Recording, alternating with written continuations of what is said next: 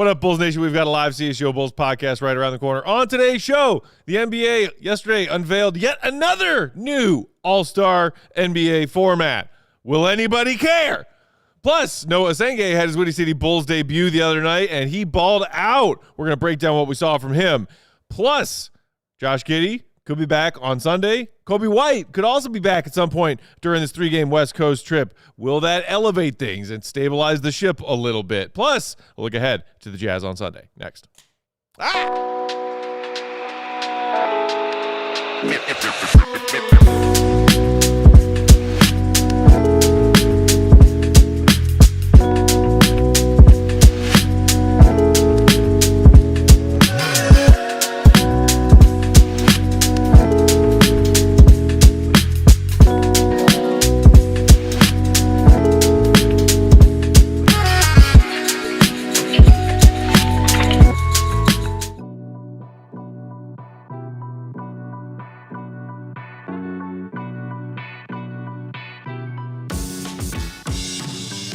What up, Bulls Nation? Happy Thursday. Welcome into the CHGO Bulls podcast. Coming to you live from our studios here in West Loop, downtown Chicago. CHGO Bulls presented by Michelob Ultra and Bet365. The delicious taste of victory deserves something equally superior. Cheer on your team with Michelob Ultra and download the Bet365 app. Be sure to use promo code CHGO365 when you sign up. Whatever the moment, it's never ordinary at Bet365. I'm Peck Bulls _Peck. That is Big Day Bam. BWL Sports, Willie Go Gottlieb, Will _Gottlieb, and King of the Controls, our guy, Joey C. Happy Thursday, gentlemen. Woo. Let's go. Happy Thursday, Bulls Nation. Hope everybody's doing well. Looking forward to a weekend. Bulls have a little bit of downtime at the front end of the weekend. Today is the first day of a 3-day gap for them in between games. They do not play again until they head to Utah on Sunday to face our old pal Larry Markkinen and the Jazz. In the meantime, though, still plenty to talk about. We're going to talk All-Star. We're going to talk Noah. We're going to talk Coby and White. Coby and Giddey returning. Let's start with All-Star, shall we? This was the NBA PR yesterday. There was word that it was going to be something along these lines, and then the league confirmed it yesterday. 3 teams, Joey, if you want to throw up that graphic from NBA PR, 2 comprised of U.S. players, 1 comprised of the league's international players. They will play round robin, 4 games, 12 minutes in length. Each team plays the other 2 teams in the round robin. Then the championship game will be the top 2 teams from the round robin games. And as far as where these all-stars come from, 24 total, still 12 from each conference, and they will be selected without regard to position. So we're not talking about like, oh, this player didn't make all-star because he's a guard or not, or because he's a center. No, it's just best players from each conference. The part where this gets interesting, at least as far as the logistics of how it's going to go down, is 2 U.S. teams and 1 international team. And as Bulls fans who might be wondering, will we have an all-star? Might that all-star be Josh Giddey? That means he has to be on one of those international spots, and there are half as many as there are U.S. player spots. Yeah. Is this fair? Does this make sense? My brain's still figuring things out. Yeah, it's cross-eyed a couple times. Yeah. Looking at it, I was still grasping the round robin part for a while. I was like, wait, 3 teams? How you doing it? Wait, A plays B, and then the winner plays C, and then C plays the loot. Like, but then I figured it out. Round robin is just chaos all the time. I've never been a fan. It out. I'm not a fan. I like structure when it comes to that stuff, man. And I like structure within my chaos. But I figured that part out. But, yeah, that's going to get real tricky and interesting as far as the players that they select, because you've already said that you will have an international team. So I think they're also banking on, just the amount of international players that are balling out of control right now in the NBA that will be all-stars. I don't know how much they factored it in as far as health is concerned or anything like that, or guys, just maybe having a down year and things like that. I don't know how they'll set up the structure as far as voting is concerned. That has to change. Also, the fact that it's positionless, I know Goat loves that, but it's positionless basketball now, so you might be overloaded at some positions on the floor. There might be a ton more point guard, might be a ton more shooting, 3, whatever is the case with that. But there's still a lot of stuff to figure out. And I think the first time you do anything, nothing is really going to go truly smooth. It's your time to, make the mistakes within that. And I think we'll see if, how smooth it goes, what mistakes they really do make out there. And then from that, see if they want to add to it or continue it going in the next season. I'm curious how the voting is going to work. You mentioned it, Dave, but like, how does this work? If you're not doing it by conference, is it just going to be the top vote getters in the entire league? Yeah. If it's split into halves and you have 4 international players from each conference, like what does that look like? I mean, you basically have the top 5 players in the world right now are all international players. Yeah. Right? Luka, Wemby. Am I putting Jokic or Embiid in there unfairly? Jokic, Shea, Giannis, Wemby, Giannis, Josh Giddey. Come on. But so I just don't think there's like a lot I of said Wemby. space for that. And so maybe that does mean Giddey gets squeezed out a little bit. But it's just going to be interesting. And I think the voting is kind of the first thing that I'm like, Yeah. how's this going to work? Because I think, as I've said in the past before, like I do think that there's an element of the games are too long. And so for the first 3 quarters, nobody cares anyway. You may as well make the game shorter and hope that they care for the entire time. Okay. Maybe now with the round robin thing, they just won't care about the first game and they'll start playing in the second game. That's fine. Maybe the international team will be so good. I mean, they're literally going to have Shea, Jokic, and Wemby. It's going to be nice. That's going to be hard to defend. And Giannis. And maybe those guys will motivate some of the American players. But I just think it's going to be a little weird. But like I've always said, I think I appreciate the fact that they're trying to change things because it hasn't worked. At a certain point, though, this is just like some weird basketball gimmick that I think is equally uninteresting. So, I mean, you're asking about how exactly the voting will work in this. Like, we need U.S. players, we need international players, we still need 12 players per conference. Shout out to our pal Drew Stevens from the Bigs. He did some digging and found this additional context that he tweeted the other day. If NBA All-Star voting does not result in the selection of 16 U.S. players and 8 international players, which can include American players with ties to other countries if necessary, then Mr. Commish, Adam Silver, will select additional All-Stars to join either group to reach that minimum.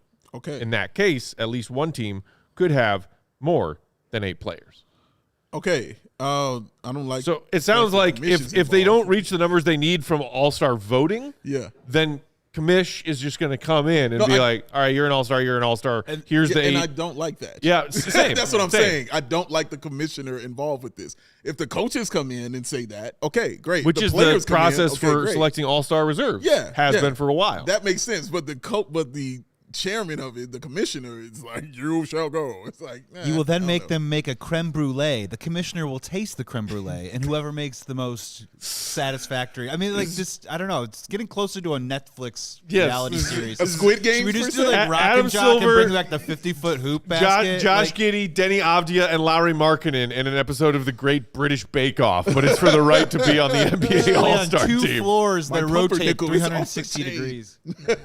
I like Joey C. When you reading this, though, that Joey C. was just having a laugh. I mean, it was like reading instructions on how to like set up a stereo or build a couch from IKEA or like the college football like overtime or just like how like wild card seeds in the National League work. Like if this team loses and this team loses, but hold on, then the commission See, and it's getting more convoluted because they're trying to up the entertainment value, but the convolution is creating more of this weird pretzel complication that it's the same thing with like the apron rules where it's like we're so far away from like people just like want to make fake trades and not have to worry about like sending out $1 more than they're taking. But it's like it's just too complicated. And, one of our regulars, D. Lasso in the chat, just said, are fans still interested in the All-Star game anymore? Probably not. And to your point, Joey, about things just getting so convoluted with the ways in which they're trying to improve it, change it, make things fresh and interesting. And how many times have we been talking about NBA All-Star format change in the last 5 years? Is it every year they try something new and it falls flat and it doesn't work? We had the little mini tournament last year, right? What the hell was that? Yeah. It all comes back to the crux of the problem, in my opinion. Doesn't matter U.S. versus international, round robin, mini tournament with semis and a championship game with smaller rosters of all-star players. None of it is going to matter one iota until the players collectively decide that they give a damn about what happens All-Star Weekend and whether or not they win, and therefore go out and compete like it's a real game. Some of us remember when All-Star Game was that. Coby and KG, Michael versus Magic. All-Star games where the best players in the world played against each other and played for bragging rights. That used to be enough, and now it's not. Old man shakes fist at cloud, whatever. I don't care. That's the reality. These players don't give a damn about this game. The more you make it confusing and convoluted, some people think that the whole pride of, nation pride will get them to give a damn. Mm-hmm. That's what them choosing to participate in the Olympics or FIBA World Championships is for, if they so choose. They're not going to give a damn about that on their All-Star break, because that's the vibe that today's NBA players have put out. I would rather be on vacation than being here participating in All-Star weekend activities. Nation pride. Yeah, is on your side. It's a gross phrase to come out of my mouth. I didn't like it one bit. But it's sitting here, man, it was like listening to a recording on a loop, because this is literally, you're right. You've said this every single year. I'm saying it. He's saying this in the same kind of way. So like, just get rid of it. Well, I don't want to get rid of it. That's the thing, is it like I'm okay with that, honestly. Like they I would keep messing with the format, right? The solution to all this is what Matt just said. They have to care. If they don't care, it doesn't matter changing what the format doesn't. Changing the format is not going to impact whether the players care about it. Giving them like money is not going to. These guys are just so unbelievably rich that it doesn't matter. Shout out. Or you could like put younger players in who like are more motivated to like prove, but then then it's not the All-Star game. That's true. So I don't think it's necessary that anymore. Like I just don't. I think it's more about like having the accolade, having that on your resume, using that in like bonuses, incentives, talk, and contracts. That's all well and good. I don't know how much it generates revenue even. I would be fine with scrapping it, but like they're going to keep trying to make it work, and hopefully something does. Yeah, we've seen the NFL just do theirs. They were like, we're good. They went to flag football one time, like to try that one, and that didn't work. But yeah, I think Matt's right, and I've said this last year and the year before. Like he's got a point. Like you have to care. Last time I remember them caring like that was when they were actually playing for charity organizations, and they would have those charities sitting in the audience, like, "Hey guys, you're playing for me. Like I would sure love $100,000 to our organization." And I really saw guys trying, like they really did. And I thought that was cool, and they kind of. I don't remember why they went away from that, but they went away from that. But you're right. It's a different time in a different world, because the things you're talking about, you remember, Matt, like Will hit it on the head. Like these guys are just stupid rich. Like the money is there now. Like now they want to use this time to recoup and to relax and recharge so they can get ready for, the second half of the season and things like that. The playing for pride thing is different. I mean, we've had these discussions, off camera about this kind of thing. But yeah, man, like I think your point is valid. I don't want to get rid of it though. Like I like the fact that it exists. Whether I tune in consistently or not, I like the fact that it's there. I really do. I like having an all-star game to say, oh, okay, let me check this out real quick. Oh, let me see Steph Curry, shoot half quarters, shoot from half court going in against Trae Young on the other side and see what that looks like. Like that was fun for me to sit and to watch, man. But I think everybody's point is super valid. I really do. And they have to try something. I commend them for trying things, but Matt's right. Like it's really up to the player and the person who's out there who wants to actually give a damn and, put in that real effort to make this a thing again. I almost think that like the NBA Cup has in some ways started to replace it, where it's like, yeah, the games don't like matter in the sense that they are going towards winning a championship, but like they're competitive, they're within like the schedule, and it's like the full teams and they actually are competing because it is part of the regular season schedule. Yeah. Maybe there's some version of that where like that's incorporated into All-Star Weekend, or maybe you just get rid of it altogether, honestly. But I don't think that All-Star matters in terms of basketball. I think it matters in terms of having I was an All-Star on my resume. Yeah. Yeah, and the dollars it brings in for the league. But that's what I'm saying. Like I was going to say the one possible one with what they're trying to do with this that could maybe save the game is I just noticed if you saw what happened with the Nations Cup or whatever in the NHL last year, if you literally had an international. I mean, that's what they're trying to do. I know it's what they're trying to do, but they're turning it into 3 teams. If you really had 2 teams, one international versus USA, I do think that is enough of some sort of sense of like civic pride or national pride that might bring back some of the competition in the game, because it did work in the NHL. The other one is too, and we've talked about it on the CHGO Blackhawk show, is just start turning it into the Olympics, where it's not every year. It's only a couple of years. So when it's only 2 or 3 years, you take that away, and now you build up the anticipation of, hey, are you going to play in next year's? Are you going to retire? Are you going to play in next year's All-Star game? Or like, and you try and build towards that a little bit, and then create that anticipation. Or that maybe, is an maybe interesting there's like a situation where you can say like you're only an All-Star if the team that you're on wins the All-Star game. If there's like some version of like the incentive structure. And, like well, that. and to your point about the resume, like if they went with that idea that Joey just mentioned, which I actually kind of like, and you just NBA All-Star, it's only once every 2 years or once every 3 years. It doesn't get in the way of the fact that all NBA selections are now directly tied to how much money the biggest stars in the NBA can make on their contracts. Mm-hmm. Have you made all NBA in the last couple of years? Are you all NBA this year? Did you win an award? Because those have huge now tens of millions of dollars of consequences. And you got media people voting on all NBA selections. But if that's not what All-Star is, hey, are you all NBA? Are you one of the 15 best players in the league? Great. Here's that same gigantic contract you earned. Yeah. All-Stars, nothing to do with that. That's true. That's true. Let's knock out our first ad break. When we come back on the other side, we'll talk what we saw from the young buck, 18-year-old Noa Essengue, getting his first run for the Windy City Bulls earlier this week. Hit the like button. Listen to some ads. We'll be right back. You can be good. It's fun. Being good is fun. You can be great. We've been around a lot of greatness. Mm-hmm. But ladies and gentlemen, there's only one way to be ultra. The way you want to be. And that is with a frosty, cold Michelob Ultra. Whether it's can or it's bottle, you better believe it's full throttle. Cheer on your favorite team, that's the Chicago Bulls in this case, with Michelob Ultra. Well, Big Dave, first of all, where Matt's going, and second of all, what makes it so ultra? First of all, Matt's going to grab you some of that frosty goodness right there. Second of all, what makes it ultra is 2.6 carbs and 95 calories. It's a superior smooth taste worth playing for. Michelob Ultra is also the official American beer sponsor of our Chicago Bulls. Grab a Michelob Ultra, superior light beer, as you cheer on your team. Hello, superior game. Hello, superior taste. Meet each other. No matter what you're playing for, make it superior with Michelob Ultra. Be ultra magnetic. CHGO Bulls also brought to you by Eye on the Ball. All right, athletes, here's a question. Are you serious about leveling up your game? Lee, I'm talking to you. Because the right coach can change everything. And now finding one is easy with Eye on the Ball. It doesn't matter if you're a kid just starting out or competing at the top level. You can sign up totally free at eyeontheball.net.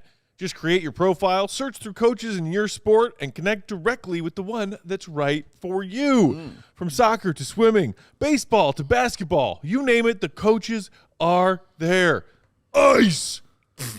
So what are you waiting for? Your future coach could be one click away. Stay up! Jump on today at eyeontheball.net. That's I-E-Y-E on the ball, B-A-L-L.net. Find your coach and take your game. Where? To the next level, Dave. Find your coach, eyeontheball.net. We back. CHGO Bulls rolling along on Thursday afternoon. Thanks for being here, Bulls Nation. Hit that like button if you're hanging out in the YouTube chat, and make sure you're also subscribed to the CHGO Sports YouTube channel. Shout out, by the way, to Michael Romano, who is one of our newest members of that MVP level of membership at the CHGO Sports YouTube channel. Yes, sir. Sign up to become an official member of CHGO Sports YouTube channel for all the extra perks and content. All right, y'all. Next on the to-do list, Noa Essengue, Bulls rookie, has not sniffed the floor in any of the Bulls regular season games thus far, but he did make his Windy City Bulls debut on that wasn't last night, Tuesday night? 2 nights ago. Yes. Yeah. And in his debut, he got 28 points, 8 boards, 11 of 21 from the field, and knocking down, including, I think, 2 of 6 from downtown. Yeah, there you go. Thank you, Joey. Impressive stuff. Somebody asked us on Twitter the other day, Dave, like, hey, what did you think of Noah's Windy City Bulls minutes? And what I told that person on Twitter, shout out to you, was the thing I liked the most, watching all of his buckets. Yeah, it's nice that he hit 2 of his 6 threes.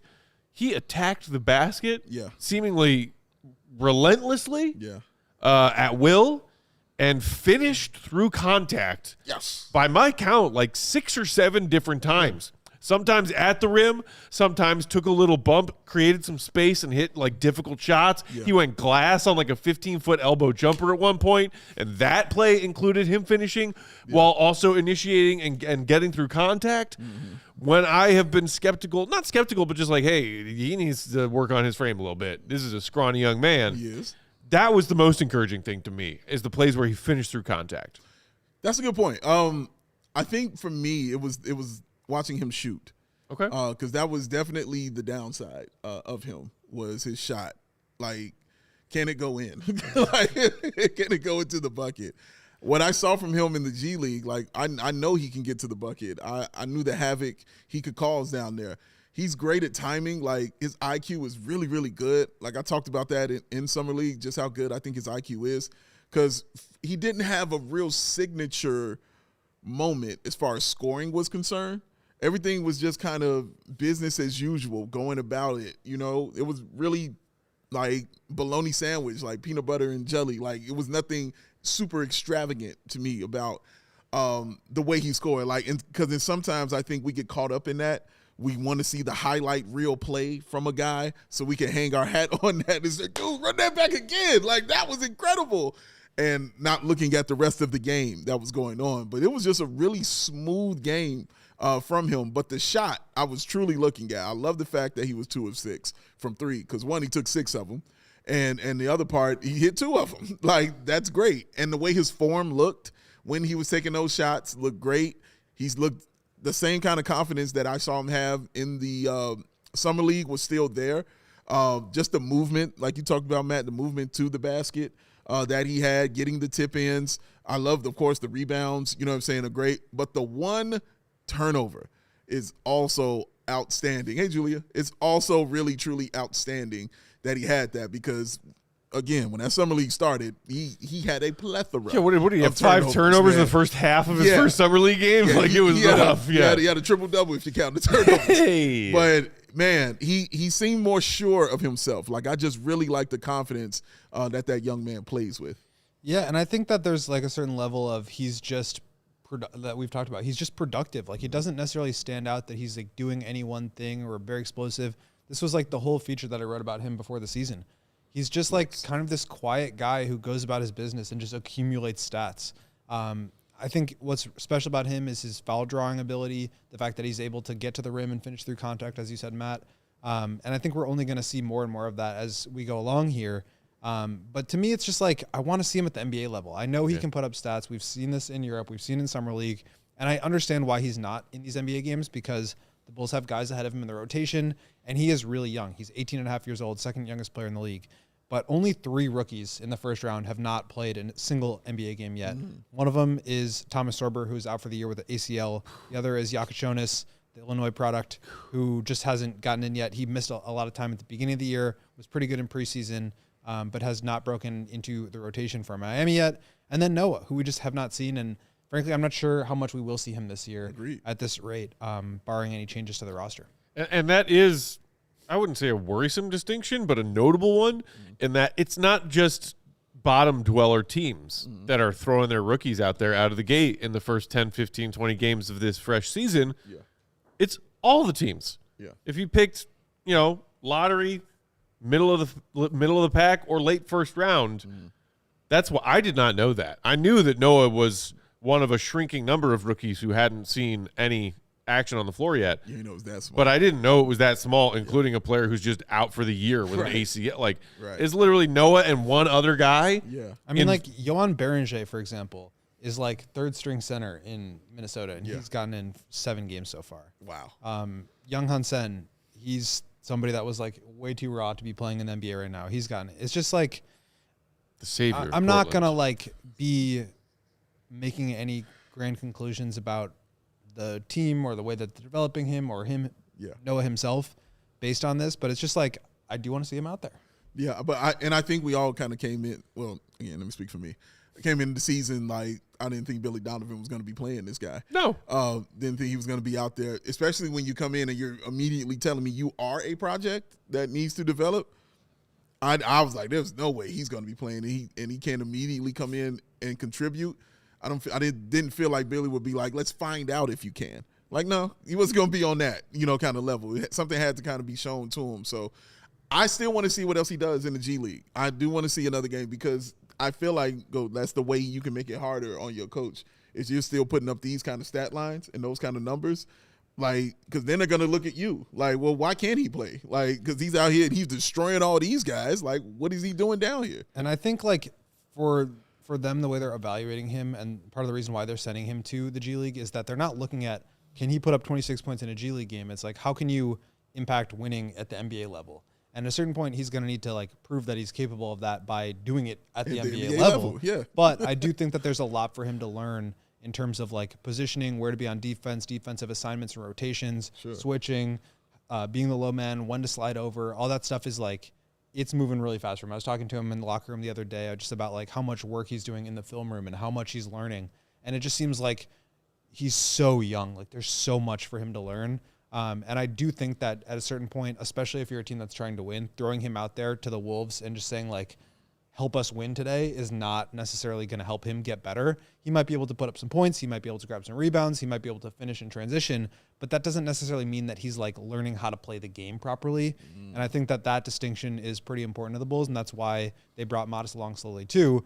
Doesn't necessarily make it any easier that you see him put up 26 and 8 in the G League, and now you have to understand why that can't translate. I just think there's a little bit more to it than just the raw numbers that you see. Yeah, it's an interesting and probably confusing to some basketball and NBA fans, that gap that exists. Like there's a little plane of existence between a guy who can go down to the G League and just own guys. Yeah. Put up a stat line like Noah's from the other night. Yeah. And, a 28-point double-double, and you're like, yo, I'm cooking these dudes. Yeah. And then some plane of existence, and then above that plane of existence, I'm good enough to get actual minutes on NBA rotation. Yeah. There's clearly some middle ground there where Noah and plenty of other current and former basketball players have existed. Yeah. And I get that it's frustrating for Bulls fans who are like, yo, Modest they brought along slowly last year, but his minutes and his role blossomed down the stretch, and we're all rooting for him really hard out of the gate this season. He's had some ups and downs. He's had rocky moments. He's had great promising moments. We want that for the guy that they just drafted, a year after they drafted Modest, and we're all really hyped about him. And, like, age is weird because some guys who maybe not 18 but 19, one-and-done players, they get thrown in, and they're going out to the NBA, and they're getting buckets right away. They're a big part of what their team is doing right away. Not for everybody. Sure. And so, like, in the guys that had a little bit more seasoning in the steps they took to get to the NBA, it makes sense that some of those guys have a bigger role out of the gate than Noah does. You can also say Noah's playing in a professional league. Like, at age 18, yes, he was playing in a professional league over in Germany. That's not nothing. So why does that mean that he can't get minutes for the Bulls? But I think you're right. And then it's just like Billy has guys in his rotation that he sees as more usable NBA-ready players than Noah is right now because he is still very raw. Even like Dalen and Julian, who are barely playing in the rotation, Yeah. are at that same position Right. and struggling to get minutes. And they've been here for the last 2 years learning all this stuff from Billy, understanding what their role is within the scheme that they're trying to play. So I think the Bulls, like the depth thing that we've talked so much about, like in some ways it really helps them because they're able to play a lot of good players throughout the course of a game and never really have any major slippage. But at some points, it's like you want to see the guys that you've invested in the draft with first-round picks, early second-round picks over the last couple of years, and they just haven't really been able to put it together. So we do know that, like, sometimes it's just the player and the work ethic and, like, their talent and, like, whether they're going to hit. And sometimes it's the opportunity. We've also seen guys like Jeremiah Fears, who's, like, 5-6 months older than Noah. He's like starting every game for the Pelicans now. Sure. So like young players can be productive. I just think there's more to it than what are the stats and how old is he. It's about like how do you understand what goes on within the context of an NBA game and can you keep up with that? And I just don't think Noah's there yet. Just a quick fix real quick. He had 28 points Not 26. He had 28. 28. 28. Dreads Don't want to rob that from that young in man. the chat saying, but if we're not title contenders and we're trying to develop guys, why can't Noah get some time to learn? Terry and Phillips not doing anything. How is not playing him good for him? And like I've seen that question and comment from plenty of people. Like, yo, are you telling me that Billy really thinks that playing Noah is a worse idea than the minutes we've seen in production or lack thereof we've seen in the like 9th and a half guy in the rotation that we've seen either Dalen Terry or more so recently Julian Phillips play? I want to see him out there. Like, cooking dudes in the G League, you're right, is one thing. But cooking dudes in your first ever game as an 18-year-old in the G League is another thing to me. Like, if that continues on, I'm going to want to see you play in the NBA. If you're 23, 24 and cooking dudes like that, okay, maybe that's different. And maybe you played. But your first ever, and that's what you put up, I'm looking at you. And, like, I think there's just, like, also a difference between, like, we are title contenders and everything else. Like, right. You still have to Doesn't mean exist. that Billy's not trying to win every night. Yeah, they're trying to win correct. games. Like, Without a doubt. There's tanking teams, there's title contending teams, and there's, like, most of the teams in the league, which are, like, trying to be good. Maybe some are better than that than others. But, like, just because you don't have, like, a 5% chance to win the championship this year doesn't mean that you just, like, give up and don't do anything. Like, you have to move forward. And I think at least the way they've talked about it with Modest is, like, him understanding how to play within the system of a team that is trying to win games, that is development. It's not just playing. It's not just being out there and trying to figure it out on the fly. It's understanding your role within a team that's trying to win. That is the player development. Yeah. With that, let's knock out an ad break real quick. We'll come back and dive into the eagerly awaited return of Coby White and Josh Giddey because we need them back. We need them, Joey. How much will it help when the Bulls get them both back? We'll talk about that next. Hit the like button. Make sure you subscribe to the CHGO Sports YouTube channel. We'll be right back. To see us for comeback. Today's show is brought to you by Mando. What separates Mando from the rest of the deodorants? It is a whole body deodorant. That's right. That means you could use it, of course, in your pits, but also your balls, your thigh folds, your belly button, your butt crack, even your feet. Mando was created by a doctor who saw firsthand how normal BO was being misdiagnosed and mistreated, and is clinically proven to block odor all day and control odor for up to 72 hours. Gentlemen, here's an ugly fact. Tell me. After 12 hours after a shower, Okay. the average man's grundle odor Don't say is a 5. 5 out of 10. He said 5. That's bad. That's halfway to the worst. But with Mando, the average grundle odor level is 0 out of 10. Grundle. Get yourself the Mando starter pack, perfect for new customers. Comes with a solid stick deodorant, cream 2 deodorant, 2 free products of your choice, plus free shipping. Ooh. What are you waiting for? Plus, as a special offer for our listeners, new customers get 20% off site-wide with our exclusive code CHGO when you shop at shopmando.com. That's SHOPMANDO.com. They've got you covered. Deodorant plus wet control. Say goodbye to sweat stains and hello to long-lasting freshness. And also say hello to my man there, Ray! Chevy. Chevy! Screw that one day only stuff, y'all. Black Friday is going on all month long. Oh, man. At Ray Chevrolet and Fox Lake. Come in today and shop Black Friday sales event and drive home with 10 to 30% off MSRP on new Chevrolet models, plus no payments for 120 days. You heard me. Or check out their selection of over 125 vehicles priced under $20,000. That's amazing. With one of Chicagoland's largest Chevy inventory, you're sure to find a perfect vehicle for yourself. And as one of the top selling Chevy dealers in the Midwest, they're able to keep their prices competitive, so you know you're going to get a great deal. Plus, that raised price promise lets you shop confidently because the price you say is the price you're going to pay. So don't miss out on the Black Friday sales event going on all month long for 10 to 30% off MSRP on new Chevy models, plus no payments on over 120 vehicles. We back. CHGO Bulls rolling along on a Thursday afternoon. Thanks for hanging out with us. Hit that like button if you did do it during the ad break.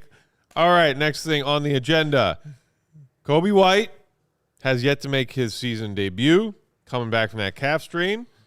He went down and got a Windy City practice in along with Noah a few days ago, and GOAT reports were that it went well. Reports were that it went well. No, I don't even want to say that. Reports from me. That's right. That word that starts with an S, and the back half of the word is the opposite of front. You know, Up. Yeah. Giddey, it seems, they were like just being extra cautious. Like probably could have played in last night's game. Was maybe gonna play in last night's game when they held him out. But Either way, you got a stretch of 5 games and 7 nights coming up, starting with the Jazz on Sunday. It would be good for that stretch to have as many healthy and available bodies as possible.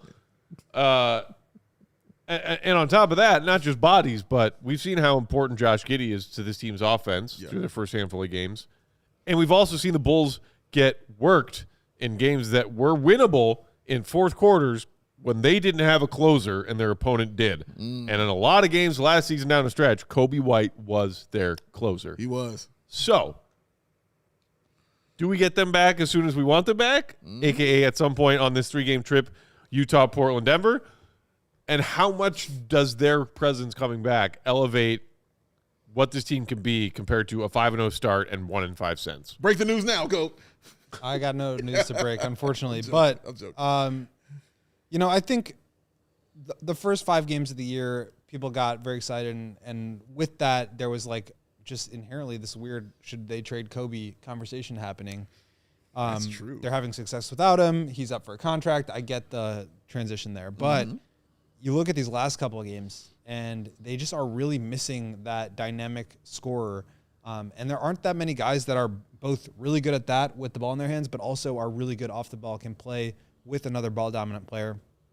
And Coby does. So I'm looking forward to seeing Coby back. I imagine it will happen at some point this week. I don't know exactly when. It could be as soon as Sunday for this Jazz game. He'll be on a minutes restriction. I don't know if he'll play back-to-backs. My guess would be no, just because they're going to be very cautious with him. But I think it's been good to be sort of reminded about the ways in which he can help this team. And especially when they're not playing well, it's like, okay, well, at least Coby can help answer some of these questions when he does come back. So I think there's a lot to be excited about with him. But for me, it's just the ability to have an additional driver out there, the way he lengthens the rotation. Now Trey goes back to the bench. You've got Ayo and Trey coming off the bench. That's a really good backup guard depth. You've got Giddey out there. I think Giddey and Coby really make each other better. You obviously have questions defensively there, but I just think he's a very good fit within what the Bulls are trying to do. And you saw that last year where it wasn't just Giddey playing out of his mind the back half of the season. It was Coby doing that too, and they were doing that together. So I think they can really be a good pair. I think Billy Donovan is absolutely salivating at the idea of Coby White being back in this lineup.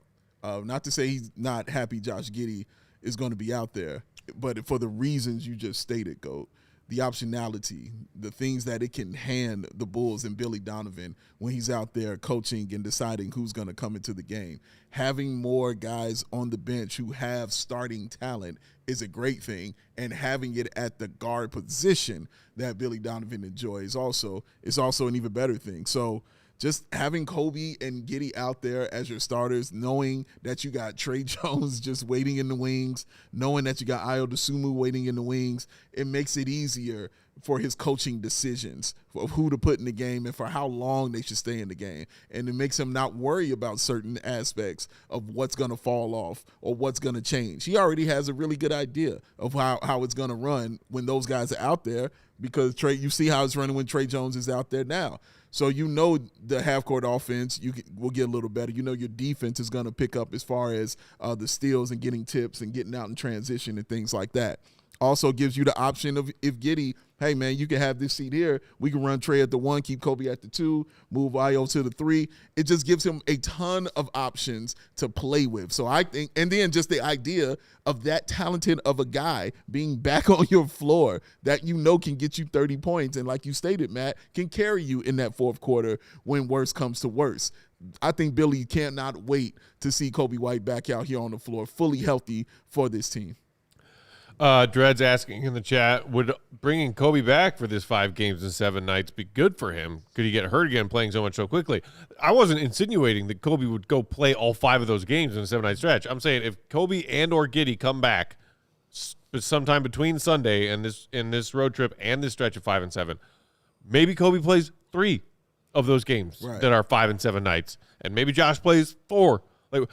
It's just more bodies and more options for Billy Donovan. Yes. To your point, that's, my God, Ayo Trey Jones backcourt as your second unit.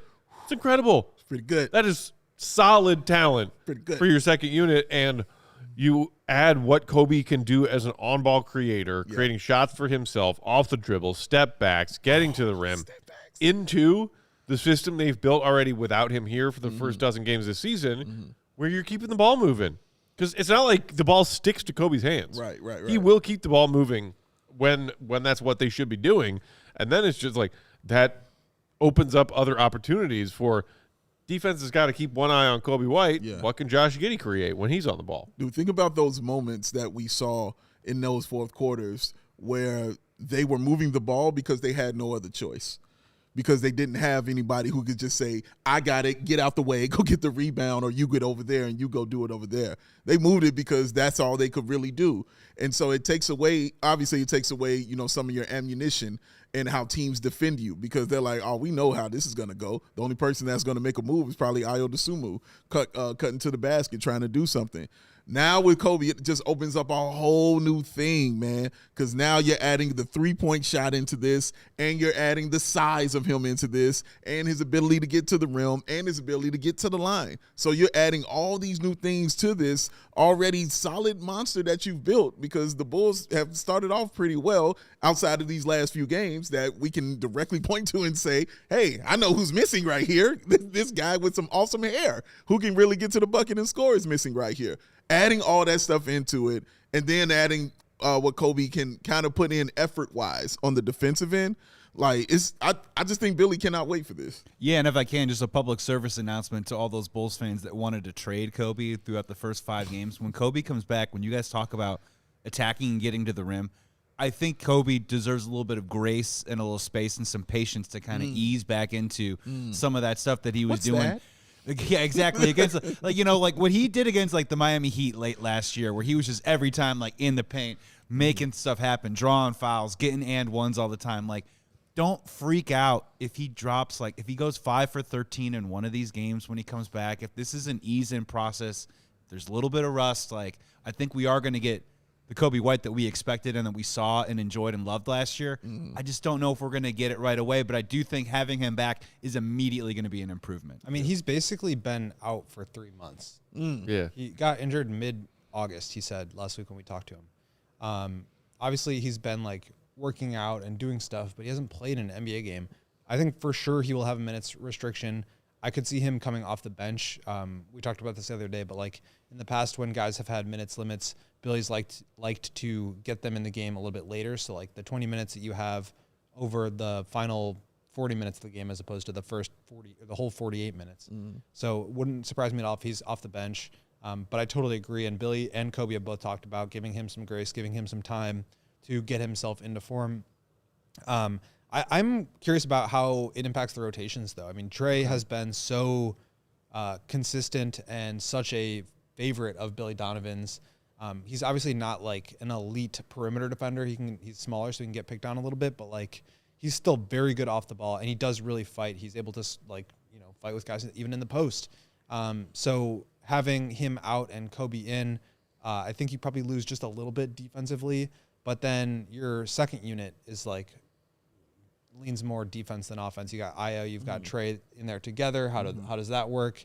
So just some questions there, but I think and I don't know if we're going to talk about the podcast that they were on, Old Man and 3, but they were just talking about like how bought in they are and how they all love playing together. Like, I do think they'll figure it out as a result of that, but it's always going to be somewhat of a challenge to incorporate a new player, especially when the team has been playing relatively well, even though they've kind of had a little bit of slide lately. And even though Kobe's such a seamless fit in how they are playing and how they want to play. Our guy Fish in the chat saying teams defend Coby one-on-one, not as a team. It definitely takes a defender away from everyone else. Eco being adding Kobe's the Bulls' best 3-level scorer. Sure. I think that's a pretty fair statement. Dead on. And Thomas Banks saying can't wait for the Fro and Flow offense to take over the play-in. Hey, snuck that one in there. On that note, let's knock out our final ad break of the day and come back. I do want to spend a little bit more time talking about what the ceiling of this team could be, assuming we have a healthy Coby and a healthy Josh moving forward. Because Bulls fans want not the play-in tournament anymore. Yeah. Can they bring them past that? Please. We can touch on that, and then we'll wrap things up with a quick look at what the Utah Jazz have been doing, because that's the Bulls' opponent on deck on Sunday. Correct. Hit the like button. Hit the last like. ad break. Hit Your it. last chance. Do it now. Today's show brought to you by Game Time, the ticketing app that gives the advantage back to fans. It's the hack for unlocking amazing tickets and experiences in a few taps. It's incredibly easy to use, and the Game Time guarantee means you can trust you'll get 100% authentic tickets on time and at the best price. Plus, fees are always included, so you see what you pay, and then you pay what you saw. None of these cheap extra fees thrown in at the last second. It's the worst thing about buying tickets these days. Game Time takes it out of the ticket buying process. They got the great zone deals. Save even more when you choose a section and let Game Time pick the seat. Or if you're specific about your seats, they got the seat views feature, so you can know exactly what the view will be, panoramic style view from the exact seat of the ticket you are buying. Plus, that lowest price guarantee means Game Time will credit you 110% of the difference if you ever find a ticket on a different site for a cheaper price. Take the guesswork out of buying tickets with Game Time. Download the app. Use promo code CHGO to get $20 off your first purchase. Terms apply. Again, promo code CHGO for $20 off. Game Time! Tap, swipe, tap, ticket, because Big Dave, what time is it? This ad is Baby Joey approved? Baby Joey. Oh, Baby Joey's so cool that he never understood.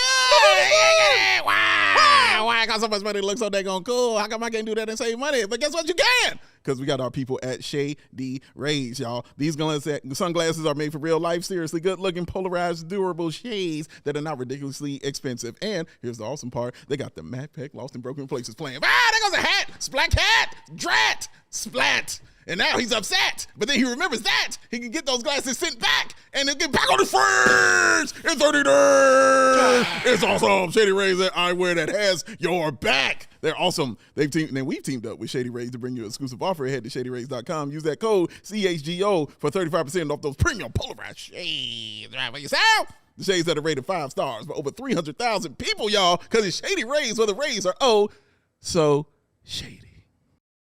Crazy part. We back, CHGO Bulls rolling along Thursday afternoon. Circling back to what we were talking about before that break, Coby and Josh, their impending returns and just how much it could elevate this team.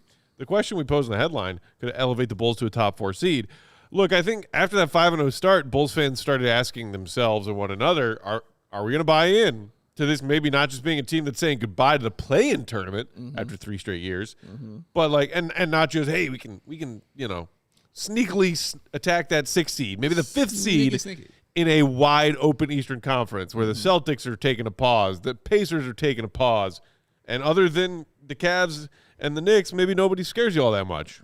Now we've seen what happens, this Detroit team now 10-2 after the Bulls beat them on opening night, but even still, I think after that 5-0 start and a thrilling comeback victory against the Sixers to get to 6-1, Bulls fans are like, well, screw 5 or 6. Like, does this team actually have what it takes to be top 4, home court in the first round of the playoffs because the East is so open? They're not doing that without Coby White and Josh Giddey playing their best basketball. That's a fact. Leading what this team is right now. That's a fact. So I think the question is, if they do come back, if they do, knock on wood, both stay relatively healthy for the largest stretches of the season and are still around and playing well come April, is that enough? With the other pieces that we have, the other pieces we've seen Billy using in the first dozen games to elevate this team to not just, we narrowly avoided the play-in. We got the 6th seed. That's a real playoff spot versus we're in 4th and gunning for 3rd in the final weeks of the season. Oh, man, it's a tough question. I want to say yes, they are definitely a playoff team with those two guys. I feel like they're a top 6 seed from what I've seen so far, looking at what I've seen so far this year. What gives me pause about it, Matt, is what it's going to look on the second go-round when teams play them again. So when those good teams come back and play the Chicago Bulls, it's not going to be, hey, where are we going to the club tonight? Yeah. It's going to be, we are coming to whoop them because they destroyed us in that last game.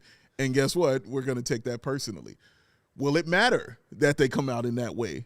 Will the Bulls still say, we don't care how you came out here, we about to whoop y'all again because we got our guys with us? That's the question that I'm having a hard time figuring out. So I guess maybe I'll lean on the side of my Bulls fandom and say, we're going to be up and be one of those teams. It's just exciting to see what the Bulls are doing right now and how they've played early on in the season, sans the last few games, where I felt like the only bad loss that I've seen them have was the one that they just had last game. Like, that was a terrible-looking loss. for the Bulls just by the way that they played, not the fact they lost, but how they did it. But outside of that, I've really enjoyed watching just the way that they've played, and it feels like they've told me, like, oh, we have a realistic chance of at least being a 5 seed in the Eastern Conference if we are going to continue to play like this. Now, playing like the way they're playing for an entire season is a difficult task because you're asking everybody to not only be at their best, but a little bit above it.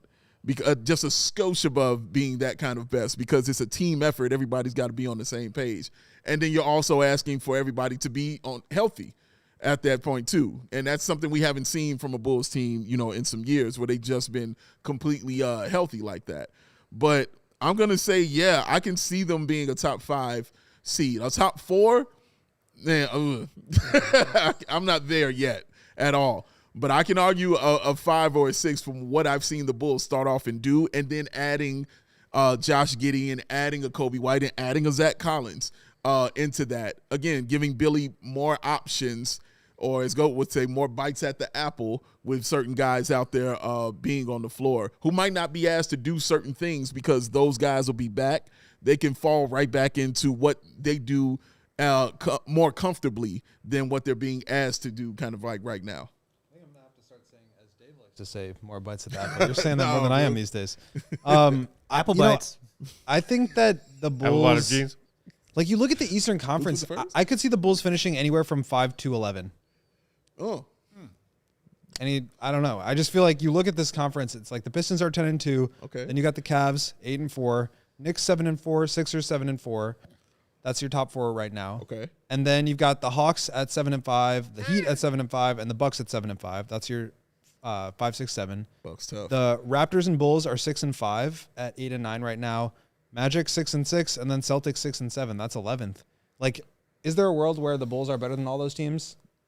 I could see that. Is there a world where they're worse than all those teams? I could see that too. I just think it's so jumbled up, and I think there's a chance that they play a lot more to the identity that they played to in the first 4 or 5 games of the season. But even just looking at these last, including the 76ers win, I mean, they played well for half of that game. Yeah. I've not been Played convinced. like doo-doo for half of it, too. Yeah, exactly. I have not really been convinced that this is like a team that is going to get to an elite level consistently because as well as they played during those 5 games, they've played pretty poorly now during the last 6. They have. And they've won a game in there, and they've lost some games that maybe you could argue they should have won. But, like, at the end of the day, it is going to come out in the wash, I think, to a certain extent. It's more to me about the consistency of how they need to play. And Coby, I think, for sure helps you there. Yeah. But where, after that Kings game, or maybe it was the Knicks game, we were talking from the United Center, and I was saying, like, I feel really confident in their ability to continue playing like this. And I think that there's been times where they've looked good and times where they haven't, but it just doesn't feel like they've put together a full game. You mentioned not having a bad loss in there except for this Detroit one. Like, it doesn't really feel like they've had a really complete win either. Eco Bean in the chat saying, I'm bought in. The NBA regular season doesn't end until April. The Bulls have found the winning formula. They have to stay healthy. So that kind of goes to your point of just playing their system and finding wins by playing their system, Goat. Thomas Banks saying, I think 5th or 6th seed is realistic. Unfortunately, we don't have with the Bucks in the first round. Well, not necessarily. Too early to tell with the seeding. And that's the thing to me. Like the standings are just so jumbled this early in the season. Like, the Bulls are only 2 games clear of 12th, but they're also only a game and a half back of the 2 seed. So it's like, we need more time and more games to talk about what seed the Bulls are capable of being and locking down. But I do think it might be interesting when you're talking about, like, how real is this team? Where are they in the standings, and how real is that? Because like 5-0 first place. That was fun. That was very short-lived, wasn't it? Now we're in 9th. Hello, old friend. But of the teams that might not be gunning for a chip, but at least gunning for relevance this year in the East, Brooklyn, Indiana, Washington, we know now. They are all either 1-10 or 1-11. Yikes. Ooh. The Hornets are 4-7, and they clearly seem to be having a growing LaMelo Ball problem. Called it. Yeah. So the 2 teams beneath the Bulls right now, Orlando 6-6, Boston 6-7. Of the teams those two beneath and all the teams above the Bulls with at least 6 wins in the East and maybe at least trying to be play-in tournament relevant, the Bulls are the only team among those 11 that have a net negative rating. The Celtics have a net rating of plus 4.5. The Orlando Magic, starting to get things a little bit back on track, have a net rating of plus 1.5. The Bulls are at negative 0.3. Only the Bulls play in tournament 4P, y'all. Look, it's not cut and dry. It's not end all be all. But when you're trying to figure out if teams are real or if they aren't this early in the season, there's certain things I look to. Okay. I don't love the fact that of all the teams that are trying to win in the East this year, the Bulls are the only team with a net negative rating through a dozen games. Okay. It's not great. Not the best. Not the best. They've also, as we talked about, had a really tough schedule, and That it softens up. But like after last night, how can you really say that that's like a guarantee of anything? You know, like It's not. they can't. Because we all saw what happened last night. Yeah.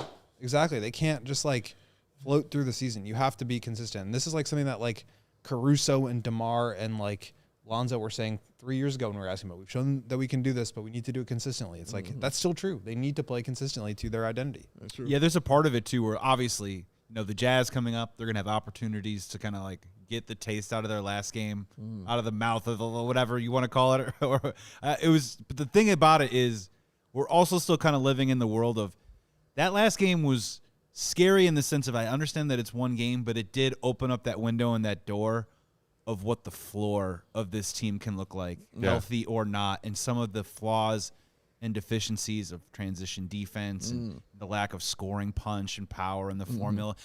That last game was kind of that scary moment of like They got beaten up by Dennis Jenkins and Paul Reed. right, I mean, like put some even respect after on those they've guys. lost those guys some played games. well, but like you can't like not show up in the NBA. Yeah, You that's just like can't. the lights on at the club. Yeah. At like 2:30, and everyone starts looking around. It's like, oh man, like it was a weird. It was sobering, right? So now the Bulls have an opportunity to turn that around. But that last game kind of shined a light on some stuff that I think it maybe been brewing with this team for a couple games. I feel like this Jazz game is pretty big because you've got after that Nuggets the next day, which is tough, and then Blazers on the road to complete a 3-game road trip, and then Heat. So like those are 3 games that are against really good opponents, some better on the defensive end, some better on the offensive end. And then your season kind of opens up a little bit. Wizards, Pelicans, Hornets, Pacers, Magic. Paolo's going to be out for a little while here. Nets and Pacers again. Like those theoretically should all be wins, as we said. The way last night went. Like you can't put any of that in pen.